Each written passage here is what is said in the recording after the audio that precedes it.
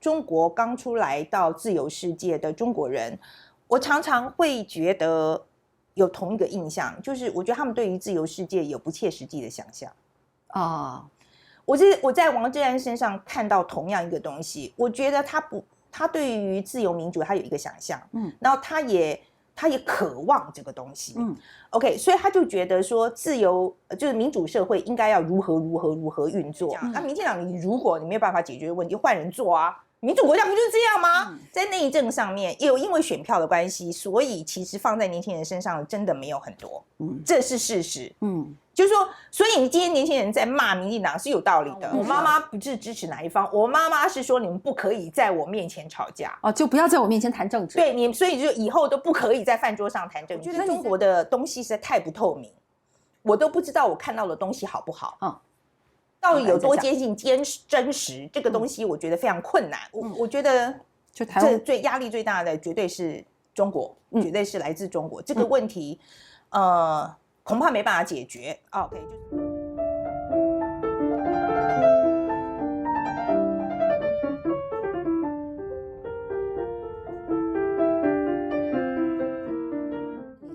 因为你上一次被你说你是 liberal， 然后你明确的表达了对川普的不同意，你就被彻底给网暴了一通。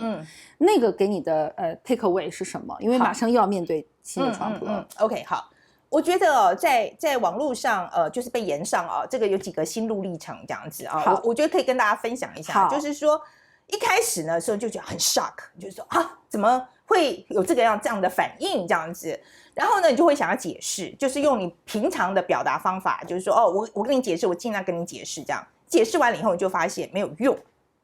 他还是一直不停的骂你，而且越骂越没有逻辑，越凶，然后越是谩骂，然后你就会进入另外一个模式，比如说好，那我现在好好讲你不听嘛，那我现在就用骂的，因为我就用你熟悉的方式来跟你沟通，那你要骂我也骂回去这样子。我骂了一阵子之后，我发现这个也没用，就是我是充满实验精神在做这件事情。因为有时候你显得很凶你有时候那个对，就说很凶很凶就是说那就骂回去试试看，也没用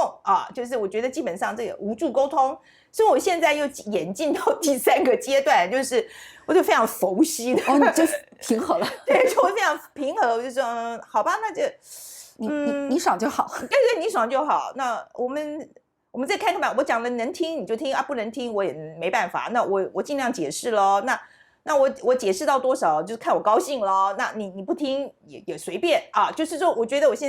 在的这个阶段就是比较佛心的阶段。那像我们路易莎莎，我就可以看得出来，她还在那个对抗阶段，就是说我要把她骂回去的那个阶段。我就知道没关系，这个烧一阵子，等她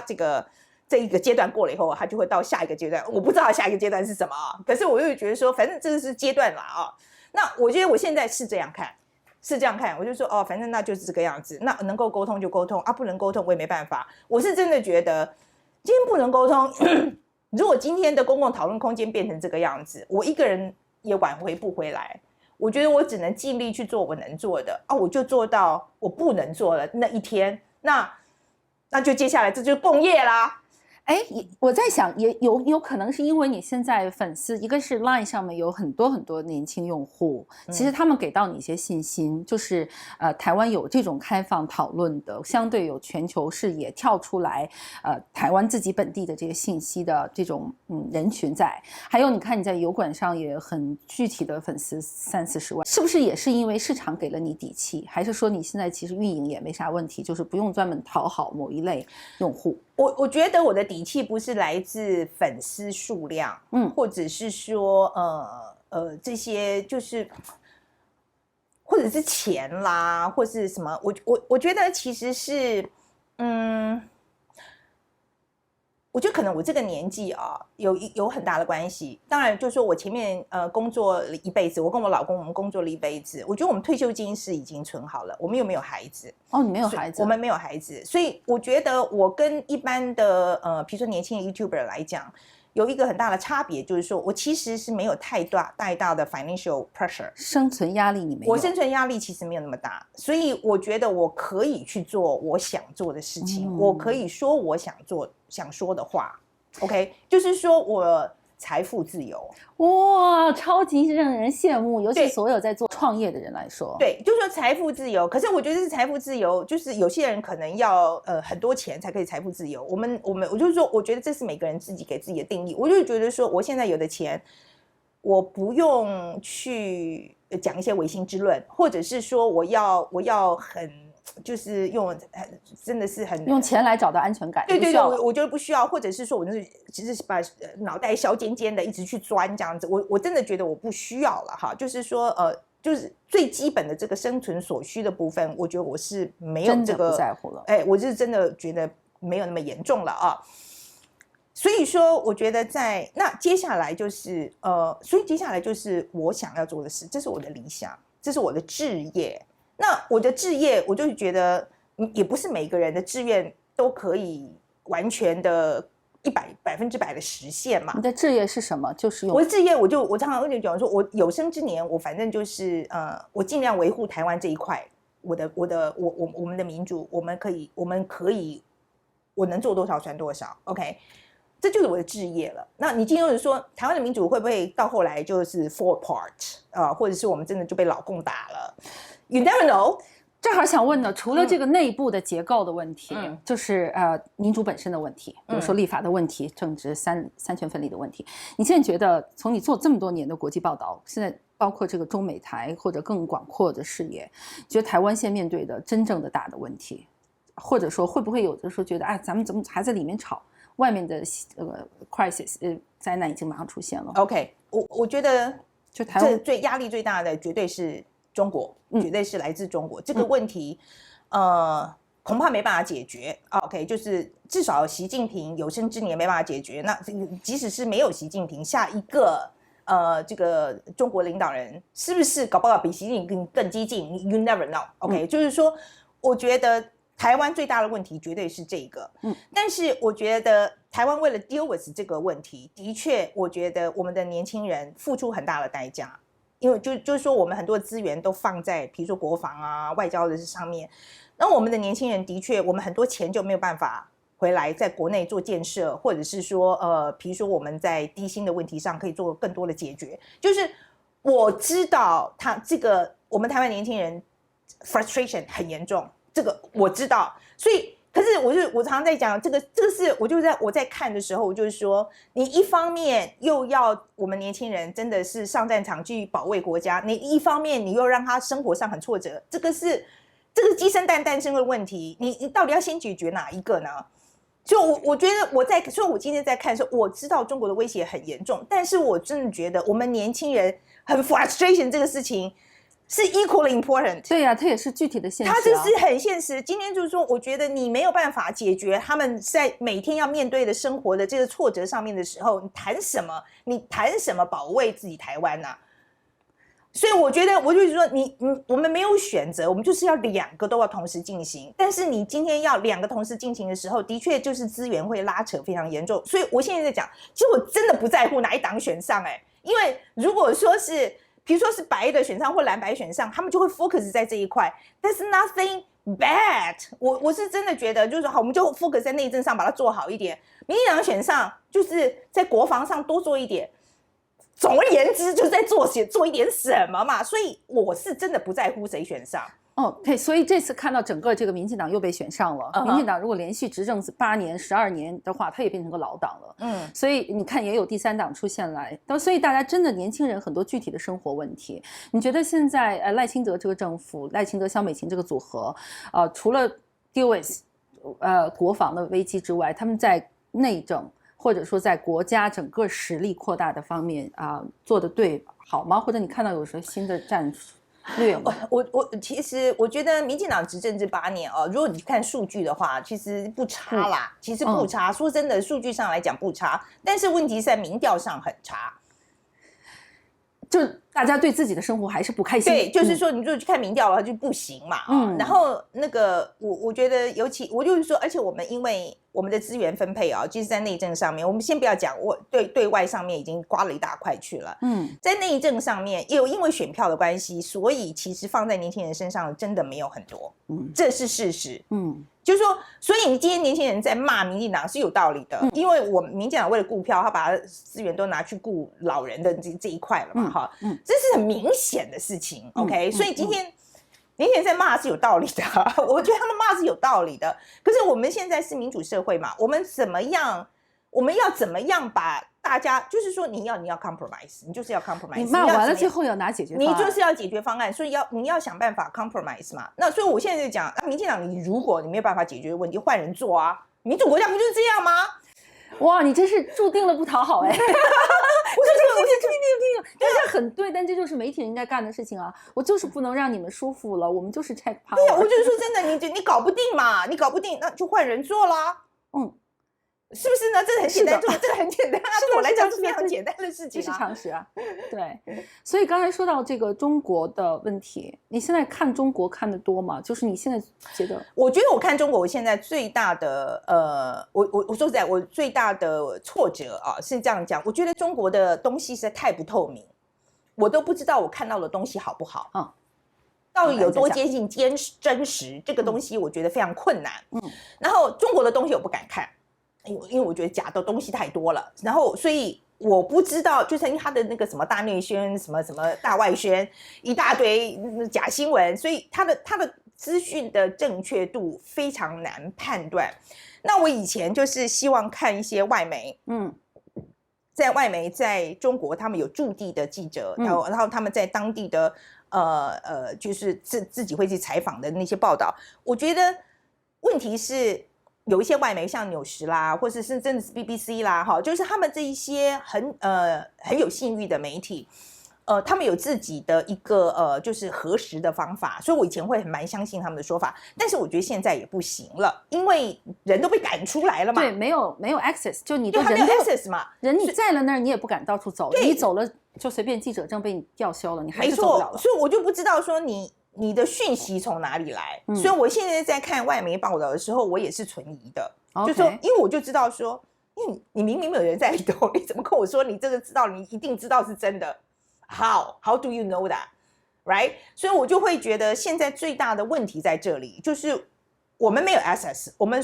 所有外面的人对于中国内部发生的东西进不去，我们没有 access。所以，可是说实在，今天中国是有台湾最大的威胁，它真的是台湾最大的威胁，你必须要了解它。其他世界地方其他的人可以说，好啊，你们中国不透明，我就放生，我不要管你里面干嘛。他们可以有这态度，我们不行啊。所以今天对中国来讲，我觉得我即使这个资讯很破碎，或者是资讯有很多的疑问，我还是得要看。可是的确，我常常不知道我知道的中国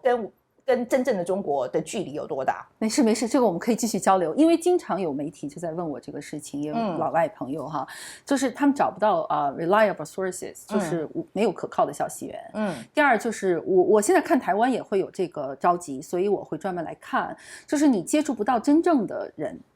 因为经常会说的要把政党国家。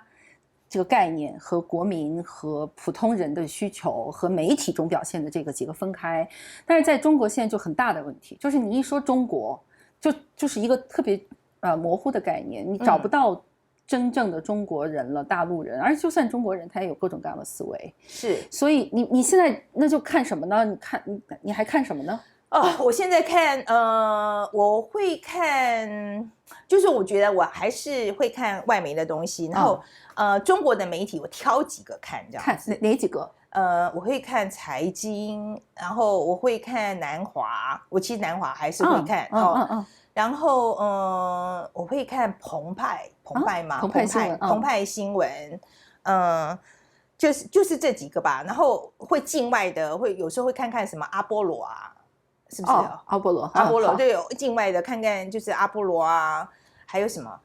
就这些吧。然后大部分时候就是看老外的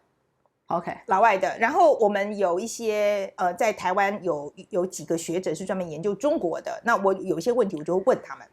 就我们有几个这个 connection 这样子。明白。但你觉得现在整个你们这个媒体圈，研究中国问题的圈子，还有学术圈子，整体来说对中国的研究准吗？不准。是吧？我觉得看人吧，我就这样打一竿子打翻一条，对对，我觉得不能这样讲。我觉得有几个吧，哈，然后可是我觉得同样的问题，就大家都没有 access 啊，这是同样的问题。那很多学者跟我抱怨说，以前他们常常去中国，然后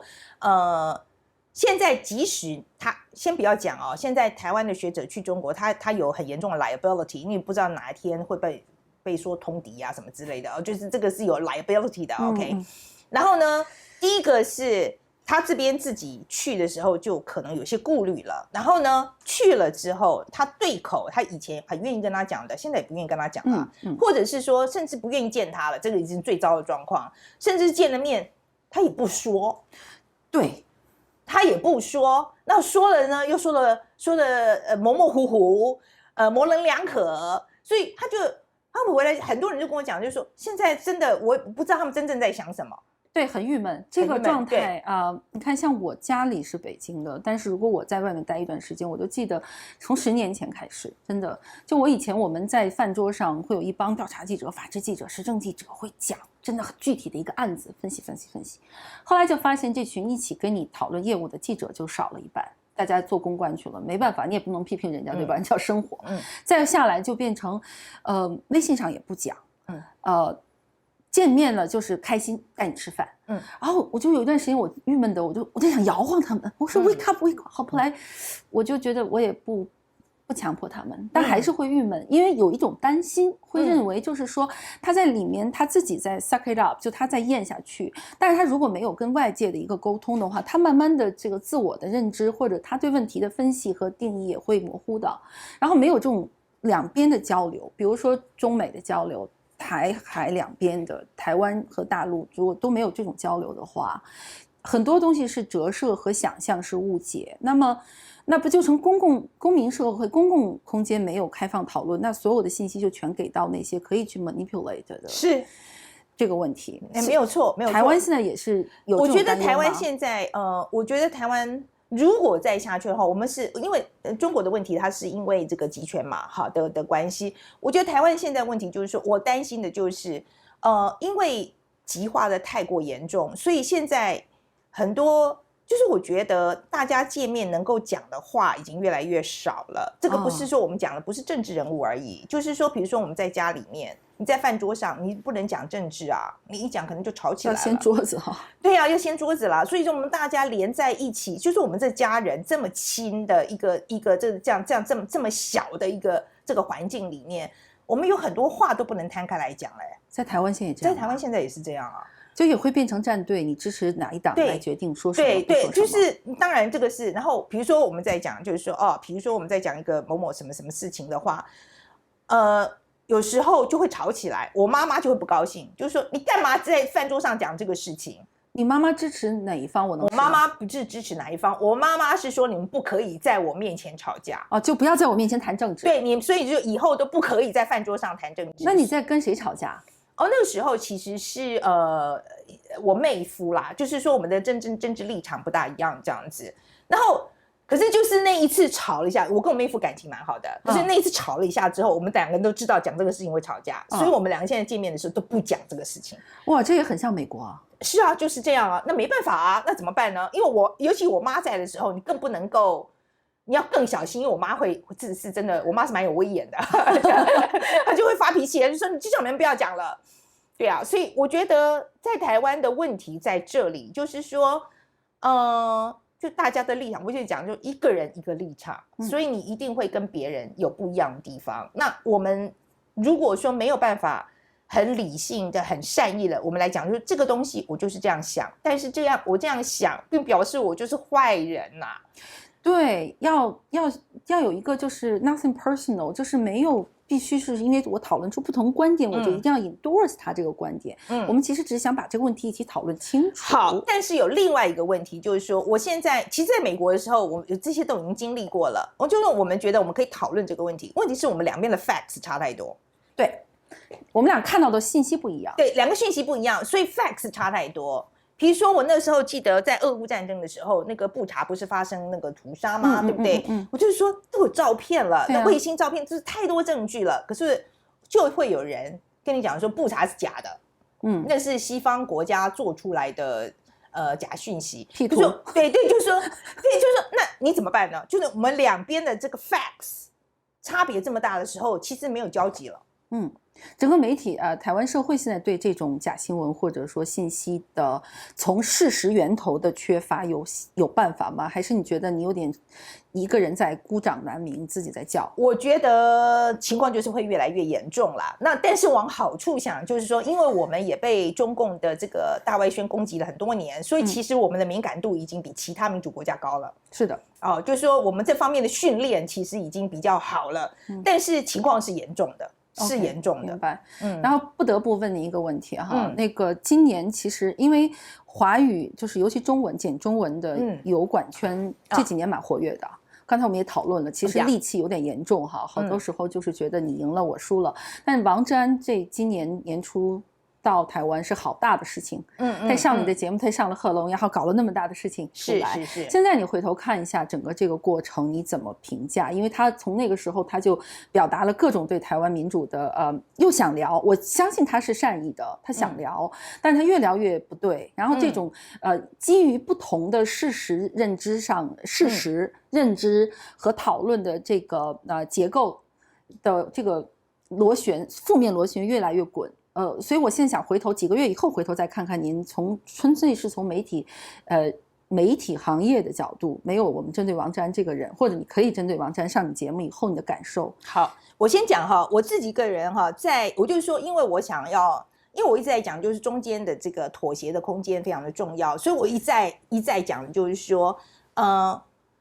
我总是 project， 我希望的就是我们在这个讨论里面，我都是假设是善意出发的，我永远从这边开始这样子，除非有另外的证据来证明它是恶意的。所以我觉得一开始的假设应该是说，我一开始的假设都是人性本善，这样。这是我最喜欢你的地方。就是说，我就从这边出发这样子，就从人性本善出发这样子。好，那从人性本善出发的情况之下，我就会希望说，我们我希望在我的这个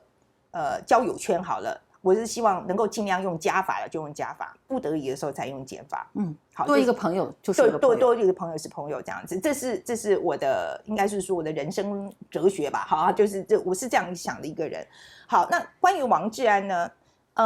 我对他没有恶感。好，因为基本上我说实在，我就跟他深谈过2次嘛，一次是跟百灵果的时候一起吃饭，然后另外一次他来做访谈。我是真的觉得他很爱中国。OK， 他很爱中国，然后他用他的方式在爱中国。OK， 可是我的确是认为他对在这一点上面，不是只有他而已。我常常在碰到从中国刚出来到自由世界的中国人，我常常会觉得有同一个印象，就是我觉得他们对于自由世界有不切实际的想象啊。我在王志安身上看到同样一个东西，我觉得他对于自由民主他有一个想象，然后他也渴望这个东西，OK， 所以他就觉得说自由就是民主社会应该要如何运作，但是我说实在，可是我们是真正在运作这个民主社会的，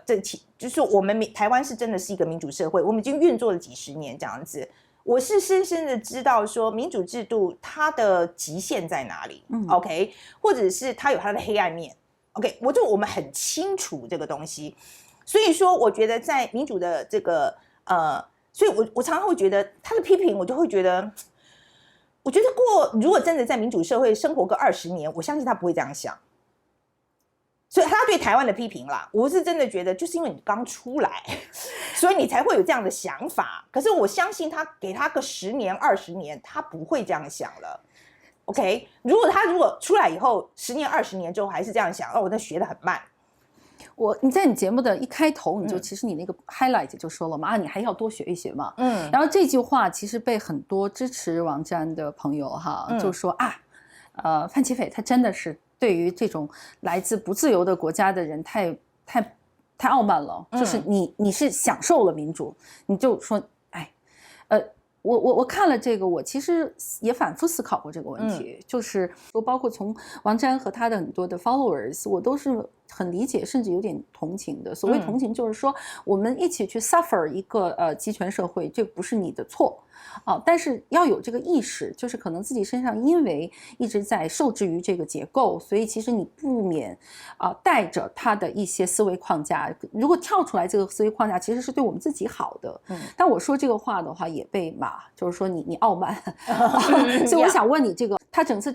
个这次，比如说民进党对他到底公不公平，或者他现在变成了一个民进党这个事情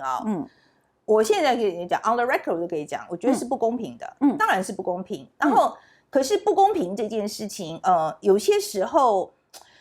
我没有办法解决这个问题。就是说，我相信也不是说民进党的人可以解决问题。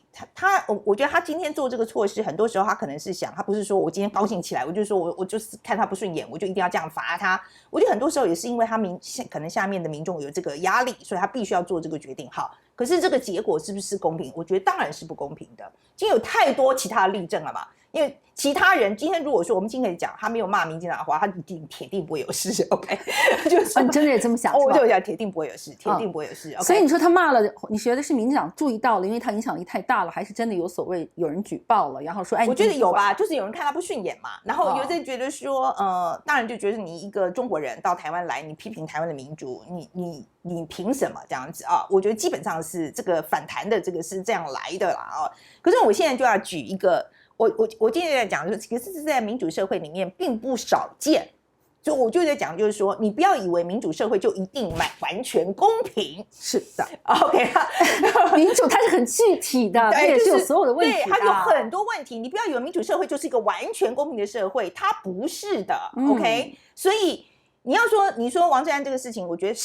觉得处置并不公平，所以他可以说不公平。但是我也要讲，我就是说。他不少见，就这样的事情不少见 ，OK？ 那我就跟你讲，就是说，比如说像这一次川普的事情好了，他被判有罪，那个就是文书的那个东西。说实在，这个谎报名目这个东西，很多人都做过可是就因为他不是川普可能就不会被拎出来这样判、这样检视这样子，所以这个是不是对川普不公平？in a way也是，因为他其他人没有被罚嘛，right？拜登的儿子也是一样的状况他的很多人说谎买枪的时候说谎，那为什么独独罚他？但是讲起来也是不公平，那你怎么办呢？可是问题是法律就是这样写法律就是这样写所以我又觉得说，今天民主社会，我觉得大家的对待民主社会不要有太。怎么讲 ？rosy 的那个 imagination， 对，粉红泡泡，对，粉红泡泡，你不要太粉红泡泡，你觉得它就没有缺点，它有缺点的。对呀，但是就是要不断的批评，因为民主它不是一块铁，不断的批评，不断的讨论，谁有错就去说谁的问题，但是大家一起学习、讨论和进步，可能是啊。我觉得就是，所以我觉得是啊。你如果问我王志安的事情，我觉得对他是不公平，那这也要接过嘛，这个篇章得要接过，我们就要看这个事情上我们学到什么，我们下一次再有同样状况发生的时候，我们可不可以处理得好一点？我觉得我们只能这样做但现在很多人就是说，因为他被台湾不公平的对待，他当然觉得很不爽，后来回去就各种要单挑了，然后他现在有100多万粉丝，就有这个力量了嘛。其实他是对台湾民主怀有善意的，他也很向往，结果这样就变成了一个对抗型的讨论。其实实际的结果是反而使很多来自中文的观众那么多年没有来过台湾，或者以前来过现在也来不了了，就反而会很郁闷，就觉得你们台湾是个民主社会能容下一个王志安吗？反而就有很多人会反弹，所以其实最后就是批评民主的这个结果，反而是是集权是大外宣最喜欢看到的，也在讨论，这是现在最新的 follow up。对，可是这也是在讲到就是说中国在就是这相对的这个资讯匮乏的这个事情，这也不是我们台湾能够解决的。OK，这个情况不是我们造成的。我意思说，在我们台湾民主社会的话，王志安这个只是单一现象，我们会有其他各式各样不同的事情出来，我们可以自己做判断。但是问题是中国只有王志安这个管道，或他管道很少的时候，这不是我们的问题啊。我说实在，这不是 it's not my problem。OK， 好，最后一个问题，因为很想问你人生，后来你自己也说你没有什么 drama，但我还是想问，就是你的除了这个置业、人生目标，或者你现在觉得你最快乐的事情是什么？我现在最快乐的事情啊，我现在如果说，我说实在，我很就是说，我觉得我做一件事做得很好的时候，我就会很开心。不管是什么事情，我就觉得我今天做的特别好。比如说我现在学射箭，我觉得我今天射的特别好，我今天就会非常的开心。我觉得对我来讲，我今天的我如果比昨天好一点点，我就会很开心。我是这样的人。哇，你好励志啊！哎，我今天就是说我今天不管是什么事情啦，做菜也好啦，或者是比如说跑步也好啦，我今天可以比昨天多做好一点点，我就是会很开心。然后当你那么强势的坐在中间，或者两边有2个年轻记者，或者你跟另一个年轻记者，你会自己觉得我作为一个女性企业家，我作为一个 leader， 我这么强势我不符合一般的女性角色，我会有什么犹豫吗？你会有这样的时候吗？所以我就太自信了，太强势了。我觉得我是就是女性太过强势的这一个自觉的东西，我可能很早以前就过了这个阶段了。我已经真的我觉得很早，而且到了这个年纪的时候，我常常就觉得说我可能连性别都没有了。我觉得别人看我的时候，可能也，就是我觉得别人看我的时候，也不是男的女的，就是他就是范琪斐。我觉得这个已经没有性别，我是一个没有性别的人。没有，我之前看你节目觉得你很强势OK， 结果我现在越看你越喜欢，我坐在你对面2个小时，我越看越喜欢，真的是一个来自同性的赞美。就是我觉得说应该是这样讲，我觉得 gender 这个事情我已经很久不去想了，可能是年纪的关系，或者是怎么 I don't know， 就是说或者是在美国那个环境，我们常常在讲，就是说我们看到 Hillary 的时候，我们会第一个想到可能是那时候希望她是美国第一个女总统嘛，哈。但是你如果去跟 Hillary 本人讲的时候，她可能会说，可是我不是因为我是女性这个东西而在这里有一个话语权，我从来就不是因为我的 gender 所以才走到这一步的，所以我现在在想，就是说我是女性这个东西对我来讲有没有我觉得在沟通上也许会比较温和一点，就我觉得也许会比较温和。我们常常讲英文来讲，我觉得男生很容易 throw dicks，right？ 就是说动不动把老二拿出来比，这样比大小这样子。我觉得女生在这方面可能会这方面的比较没有那么强烈，就是说我要把我老二掏出来这件事情，原来证明自己那个欲望那么强烈，证明自己有点比较大一点，老二很大这件事情，所以我觉得可能女生这方面比较容易控制这个欲望，这样子。就你不需要证明你自己很强，你可以示弱。我可以示弱啊，是啊，我是真的觉得，那当然，我觉得每个人有脾气嘛，这个是有，可是